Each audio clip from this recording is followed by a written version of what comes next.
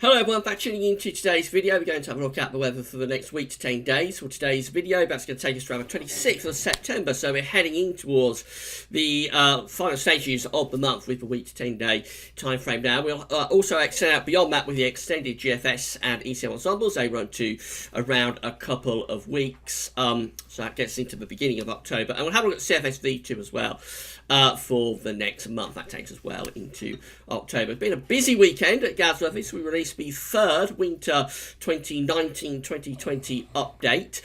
Seemed to go down pretty well. It's a true epic. It runs to a record-breaking 1 hour 8 minutes. So haven't caught up with it yet. It's on the YouTube channel, of course, and it's at gasworthys.com.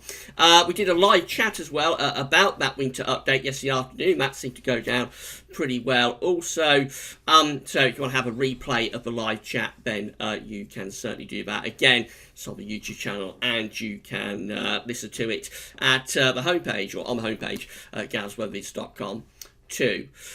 Just to say that tomorrow we won't be able to do the ECM WF 30-day look ahead. That's postponed for this week. It will be back a week tomorrow. I'm going to be very, very busy tomorrow morning, so I won't be able to do the EC 30-day update. But there will be a week to 10-day update released tomorrow, probably quite late in the afternoon, I would have thought.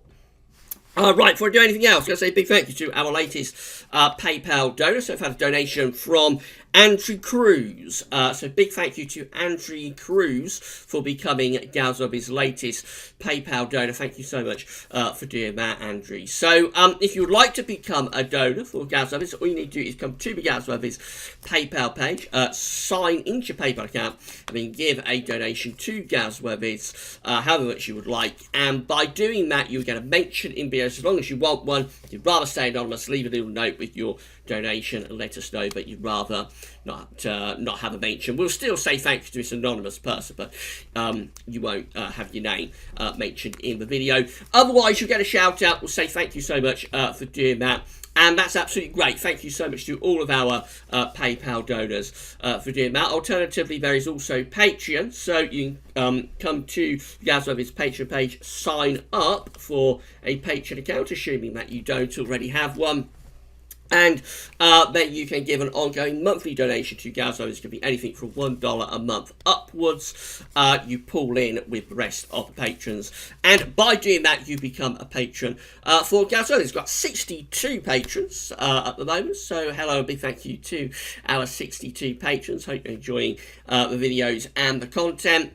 Whether you do it through Patreon or through PayPal, you're going to get a mention in videos. We'll give you a shout out and we'll say thank you so much for doing that. So a big thank you to all of our PayPal donors, big thank you to all of our patrons, and a special thank you to latest PayPal donor, Andrew Cruz. Thank you so much, Andrew, for becoming our latest donor. Right, we're going to start off this video in the tropical Atlantic. So we've got three interest areas. We have this yellow X over here in the Gulf of Mexico. Let's see what the National Hurricane Center said about this one. So it's disturbance 2, and it's got a 10% chance of becoming a tropical cyclone in the next 2 days, and a 10% chance in the next 5 days. So just very low chances that this is going to become a tropical storm in the next few days. I don't think you have to worry too much about disturbance 2 at the moment, so we will very quickly move on to this orange X over here in the tropical Atlantic. That one is disturbance 1 with a 50% chance of becoming a tropical cyclone in the next 2 days, and an 80% chance, high chance, in the next 5 days. So this one looks more interesting. They're saying as of 2 a.m. Today, showers and thunderstorms have increased overnight in association with an area of low pressure over the central tropical Atlantic. Environmental conditions are forecast to become conducive for gradual development, and a tropical depression is likely to form within the next 2 or 3 days, while the system moves slowly west-northwestward to northwestwards. So it's going to head up towards the Caribbean, and it looks like it might develop into our next named tropical storm. So all eyes on that later on in the week. And then, of course, you'll have noticed, but we now have Hurricane Humberto. When we did Saturday's video, we looked at Tropical Atlantic, it was Tropical Storm Humberto. We said it's probably going to go up to hurricane status. That is indeed what's happened over the weekend. This has strengthened to a Category 1 hurricane. Humberto is currently giving maximum sustained winds of 85 miles an hour. It has a minimum central pressure of 980 millibars, and it's moving northeastwards at 5 miles per hour. This is the forecast track of Humberto. So at the moment, Category 1 Hurricane Humberto is just there. Through the next few days, through this week, it's going to move in that direction. So by Thursday, it looks like it will be bearing down on the Bermuda Islands just there, still as a hurricane. Probably Category 2, maybe, possibly Category 3 hurricane by then. I've had a look at the forecast wind speeds, and the maximum forecast wind speed with Humberto is 110 miles per hour, which keeps it at Category 2, but it's not far off reaching Category 3 status if those forecast wind speeds are correct. So Category 2, but possibly wouldn't rule out Category 3 Hurricane Humberto heading towards Bermuda around Thursday, and then it turns northwards, and by Saturday in the North Atlantic it's going back down to post-tropical status. It's a post-tropical storm by that point. After that, Humberto may have some impacts for our weather, and more on that in a moment. This is how the Central England temperature is looking for September.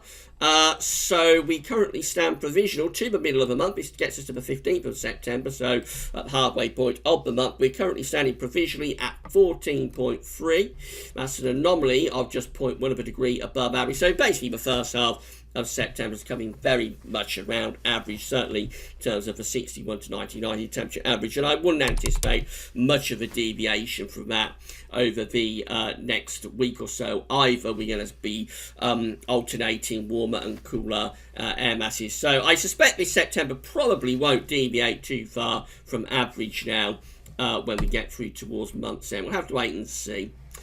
These are the GFS and ECMWF 500 millibar height anomaly flowcharts from the Penn State University. We've got the ECM on the top for the next week, 10 days. We've got the ECM on the top and the GFS is on the bottom. 500 millibars, 80,000 feet, is an area in the atmosphere where high pressure and low pressure are being moved around by the jet stream running above. Red extrapolates to high pressure, yellow, orange, red, extrapolating to above average heights, which is high pressure, blue to below average heights, which is low pressure. The ECM looks very unsettled in the 7 to 10 day time frame. I'll show you that in a moment, but it has this deep area of below average heights to the north and west of the country with quite a strong jet stream coming across the Atlantic as well. So that really does look very unsettled with the ECM in the 7 to 10 day time frame, taking us up to the 26th of September. Part of that is that unsettled weather, those below average heights,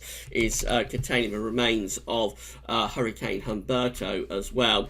The GFS is similar, but it's not as unsettled. So again, we see that we've got the below average heights up to our north, so that's in line, but it's more centred around Iceland. But we have this stronger ridge here to the south and southeast of the country. So I would say this is more changeable rather than unsettled, perhaps. They are both going in the same direction, which is to weaken and ultimately break down the ridge of high pressure. Just the GFS takes longer to get there, and so in the 7 to 10 day time frame it is turning more mixed, it's turning changeable, but it's not quite as unsettled as what the ECM is showing. And you're going to see those charts in a moment. You'll see how unsettled the ECM looks in that 7 to 10 day time frame.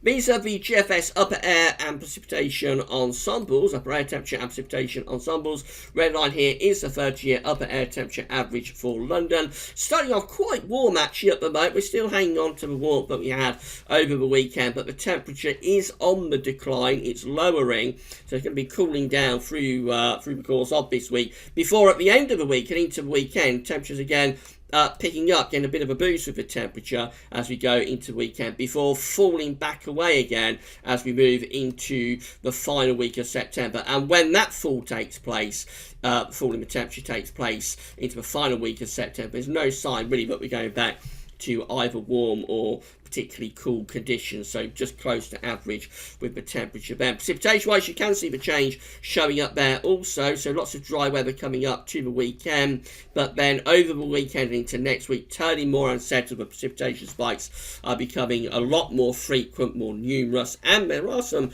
relatively large spikes in there as well. So definitely looks like the final week of September is more unsettled and cooler after a high pressure dominated week this week.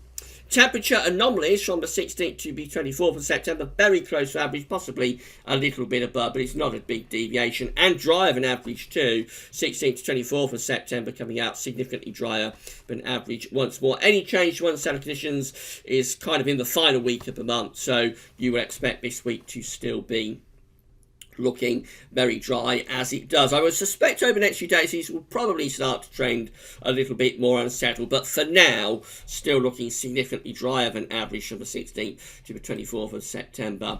That's how the GFS looks for Thursday. High pressure is in over the top of the country at 1,030 millibars, a big area of high pressure dominating the weather through to the end of the week. Over the weekend the high begins to drift away to the east with low pressure developing out in the Atlantic. That starts to pull up a very warm southerly wind, so on Saturday we could see temperatures again returning into mid-20s, I reckon, down in London. Wouldn't rule out 77 Fahrenheit again in London on Saturday afternoon, but it's a sign actually this that the high pressure is on the way out, because as we go through to Sunday, low pressure then is starting to move in from the Atlantic. That probably brings increasing risk of showers on Sunday, and with relatively warm and humid air across the country, I wouldn't rule out the chance of those showers turning thundering. That's Monday, a week's time, and we've got the remains of Humberto then beginning to move into the North Atlantic over here. Overall, the high pressure is still just about clinging on by its fingertips to our south and southeast, but you can clearly see the way these areas of low pressure are getting their act together in the Atlantic, and eventually everything gets a push on through the course of next week and low pressure takes over. So this is Wednesday, 25th of September. So just a little bit before day 10, and now we've entered what is clearly a much more unsettled pattern. Low pressure is coming in off the Atlantic. That will be bringing showers or longer spells of rain, and that's how we look at day 10, which is Thursday the 26th of September. It looks unsettled. We've got tightly packed isobars, so it looks pretty windy, and yeah, you would definitely expect some quite wet weather with that, particularly but not exclusively for northern parts of the country. Into more extended range with this GFS run, it stays rather unsettled, really low pressure never far away, as far as we can go to Wednesday the 2nd of October, rather unsettled you would say, and certainly quite a bit cooler as well, as the air is coming in from off the northern part of the Atlantic Ocean. That's for GEM. So again, high pressure dominates at 1,030 millibars on Thursday. We go through to Friday, still very anticyclonic. Into the weekend, that high pressure drifts eastwards into central and eastern parts of Europe. Low pressure developing out of the Atlantic. We pull up this warm southerly wind over the weekend, so temperatures do get a boost at the weekend. But then into next week, low pressure starting to drive in from off the Atlantic. Although at day 10, actually, the GM is trying to reform the high pressure down to our south and southeast. So that was trying to get us out of any unsettled conditions very, very quickly, actually. And they've got the ECMWF. Now, this is going to be the most unsettled of the three models. We saw that on the height anomaly flowcharts of Penn State University, so you'll see now how unsettled the ECMWF is for next week. But we begin on Thursday with the ECM. And high pressure is sitting over the country on Thursday, and it's still there on Friday too. Into the weekend, the high pressure is drifting away to our east. Low pressure is developing out to west. We pull up these warm southerly winds. Wouldn't rule out the chance of some thunder perhaps on Sunday. If I go back, that's the remains of Humberto just there, by the way. So as we get through to Sunday, we're pulling up this warm southerly wind, possibly a bit thundery. We've got low pressure down to our southwest, and we've got the remains of Hurricane Humberto there on Sunday. Now into Monday, we have low pressure quite an active area of low pressure heading in off the Atlantic, bringing wet weather with it. This is Monday the 23rd, a week away. The remains of the Humberto are just there in the middle of the North Atlantic. And as we get through to Tuesday, look how the remains of Humberto have developed into a significant major area of low pressure. I think the central pressure of bad is possibly going down to around 965 or even 960 millibars. So that's a really deep area of low pressure. If it came off, it would probably be the first named storm of the season. I don't know if they stick with Humberto. I don't think they do, actually. I think that would be given a new name by the UK Met Office and Met Aram. Could be wrong on that. Sure, someone let me know in the comments. But anyway, it looks very unsettled by the time we get through to Tuesday, 24th of September. Wet and windy weather sweeping in off the Atlantic. Gale force winds, possibly severe gale force winds for northern parts of the country by the middle of next week. Obviously, this is much more unsettled than the other two models are showing, and it is probably over the top in the way it develops the remains of Hurricane Humberto into that significant area of low pressure. They are all trending in the same direction for this last week of September, which is to go more unsettled. The question is, how unsettled will it get? Obviously, the ECM is right at the far end of the range of being very unsettled. The GEM is the least unsettled of the three, and the GFS is probably somewhere in the middle. These are the options that are on the table within the ECM ensembles today for day 10, which of course is taking us to, that's going to be taking us to the 26th of September.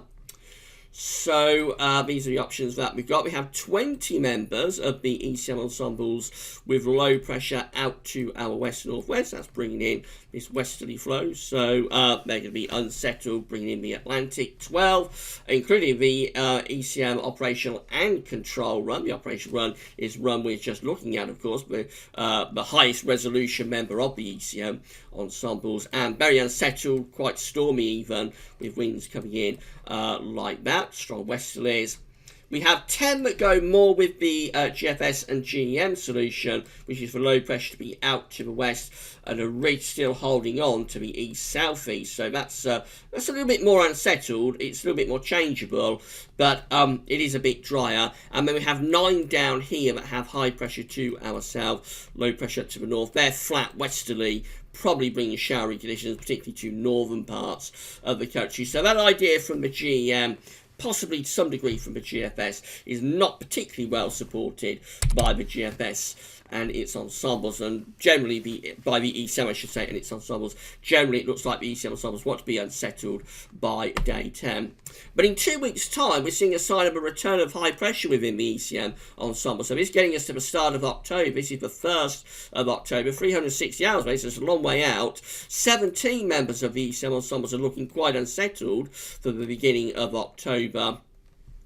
But we have 12 ECM ensemble members that are building up high pressure to our southwest just here. So they're returning us towards high pressure as low pressure and the jet stream are being pushed up to the north. We have 11 with high pressure just out to our west-southwest. Again, low pressure is heading up towards our northeast. That's trying to build up, ridging obviously from west-southwest, and then another 11 have us under a large area of high pressure for the start of October. So this more unsettled interruption for the final week of September could be just that, just an interruption, and as we get through to the beginning of October, we could find ourselves going back to high pressure once again, and that of course is something that was showing up within the autumn forecast, that both September and October were likely to be anticyclonic, and any sort of unsettled interruptions will quickly go back to high pressure again. Finally, CFSV2, so these are 500 millibar heights. These are 500 millibar heights broken down to weekly periods. The first week period will take us from the 16th to 22nd of September. So the coming week will have high pressure dominating over the country. Low pressure is out in the Atlantic. Actually doing something a bit like that. So very anticyclonic, dry, fine conditions for the coming week. Then we go through to week 2, which is the 23rd, 29th of September. Above average heights, high pressure then across central parts of Europe. Below average heights up to the northwest. It's trying to turn things more unsettled, but actually that's kind of like what the GEM was showing, with the ridge, particularly for southern and eastern parts of the country, clinging on. by its fingertips. And so, certainly for the south and east, not all that unsettled there in the last week of September. But then it does go more unsettled in week 3. This is the 30th of September to the 6th of October. The above average heights pull out into the middle of the Atlantic with below average heights over Scandinavia, and that sort of turns the wind into that direction. So that goes quite a lot cooler and more unsettled there through the first week of October. However, we get through to week 4, which is the 7th to the 13th of October, and back comes the high pressure again with low pressure up towards Greenland, and that will be settling things down and probably pulling in quite chilly easterly winds by that point, with the high centred to the north of Scotland. Temperature anomalies in the week ahead with the CFS-V2 from the 16th to 22nd of September, warmer than average. Week 2 temperature anomalies also coming out above average from the 23rd to the 29th of September. Week 3 temperature anomalies are a little bit cooler, going closer to average, although down to our south it is a bit warmer than average. I think that is a rather cooler week there from the 30th of September to 6th of October. And then it's shown that it goes warmer than average again as we get through to week 4, and that high pressure builds back to the north of Scotland. This is 7th to 13th of October. I do think by this point, if we're bringing in easterly winds, they're not going to be overly warm. They're going to be coming in off the continent. The continent will probably be cooling down quite quickly, and we would have to think about some quite chilly nights as well. So I'd be surprised if we did get that high pressure building to the north of Scotland in week 4, 7th to 13th of October. I'd be surprised if it was quite as warm as that showing.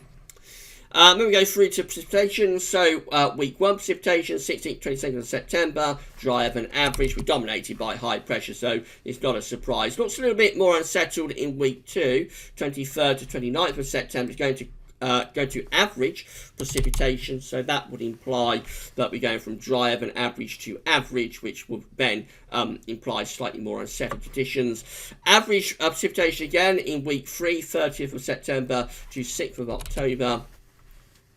And then finally week 4, 7th to the 13th of October, close to average but drier than average to our north as that high pressure builds to the north of Scotland.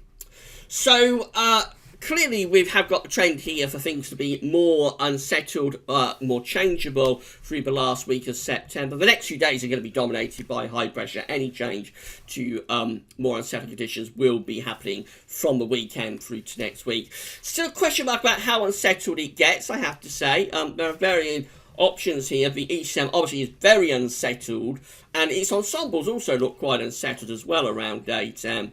The other models aren't going quite as far as that with unsettled conditions, but there are a few hints that by the time we get through to the beginning of October, even if we do go unsettled through that last week of September, there are quite a few hints here within various model output that by the time we get through to early October, we are possibly going back to high pressure again. So not a definitive breakdown to unsettled autumnal conditions through this last week of September. Right, so that's it for your video for today. Don't forget to check out the third winter update if you haven't yet done so, and also the live stream that we did as well yesterday. As I say, tomorrow we haven't got the ECMWF 30-day look ahead, so that's cancelled this week. It will be back a week tomorrow, a week on Tuesday. We'll have that for you, but we will have a week to 10-day video update coming up, probably quite late on tomorrow afternoon. But that's all for now, and thanks for watching.